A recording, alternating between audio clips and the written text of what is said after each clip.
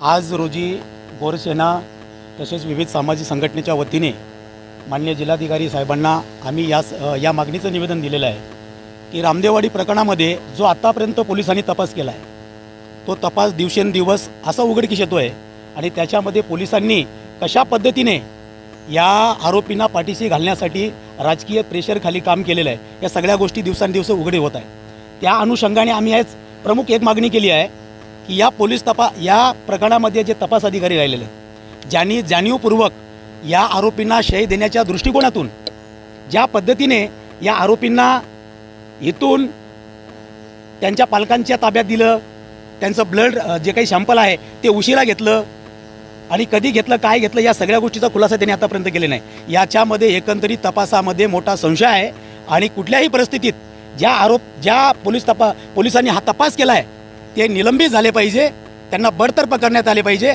अशा स्वरूपाची मागणी आज आम्ही माननीय जिल्हाधिकारी साहेबांना निवेदनाद्वारे केलेली आहे। तर मीडियाच्या माध्यमातून मी सांगू इच्छितो की ज्या दिवशी ही घटना घडली, घडल्यानंतर घटनास्थळावरून सापडलेल्या 2 आरोपींना पोलिसांनी ताब्यात घेतलं। ताब्यात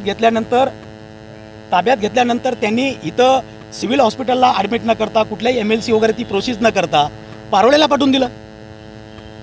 पारोळ्याच्या पोलिसांवरती जबाबदारी दिली। ब्लड सॅम्पल हे उशिरा 7 तासाने घेण्यात आलेले, म्हणजे हा कसला प्रकार आहे? हे कुणाच्या सांगितल्यावर केलं जातं? आणि आपल्या जिल्ह्याचे मंत्री महोदय गिरीश महाजन साहेब म्हणतायत की आम्ही याच्यामध्ये कुठलाही राजकीय दबाव आणत नाही आहे, उलट आम्ही ही सगळी कारवाई करण्यासाठी पोलिसांना सांगितलेलं आहे। हे साधा दातांत खोटं आहे। त्या सगळ्या ग्रामस्थांना आम्ही विचारपूस केली, स्वतः फिर्याद्यांना विचारपूस केली। खरोखर मंत्री महोदय सांगतायत त्या पद्धतीने त्यांच्या सांगितल्यावर गुन्हा दाखल झाला आहे का?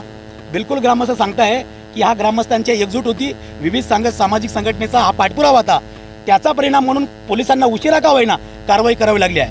मग एकीकडे मंत्री महोदय जर खोटं बोलताय तर स्पष्टपणे दिसून येते की मी अप्रत्यक्षरित्या आरोपींना बचावासाठी हे सगळे प्रयत्न चाललेले आहेत। असं सांगितलं जातं की मंत्री महोदय त्या दिवशी आले खरे, परंतु कुठे गेले होते, कुणाला भेटले, आणि त्यांनी आरोपीची भेट घेतल्यानंतर आरोपी तात्काळ पारोळ्यापर्यंत पोहोचले। जर ते आरोपींना उपचाराची खरोखर गरज होती तर प्रॉपर इथल्या हॉस्पिटलला त्यांनी ॲडमिट करायला पाहिजे होतं, इथे ब्लडचे नमुने घेतले पाहिजे होते, ते उशिराने घेतले गेले। हा सगळा जो संशय आहे हा सगळा पोलिसांनी जाणीवपूर्वक केलेला प्रकार आहे। हा खटाटोप जो आहे हा आरोपींना वाचवण्यासाठी केलेला आहे। परंतु या निमित्ताने मी सांगू इच्छितो की सगळ्या विविध सामाजिक संघटना, गोरसेना या सर्व आता एकवटलेल्या आहेत। वेळीच जे काही संबंधित अधिकारी आहेत ज्यांनी याच्या तपासामध्ये त्रुट्या ठेवल्यात, हलगर्जीपणा केला आहे, त्यांना तात्काळ या ठिकाणी निलंबित केलं पाहिजे, अन्यथा या ठिकाणी तीव्र स्वरूपाचं आंदोलन हे निश्चित स्वरूपात छेडले जाईल।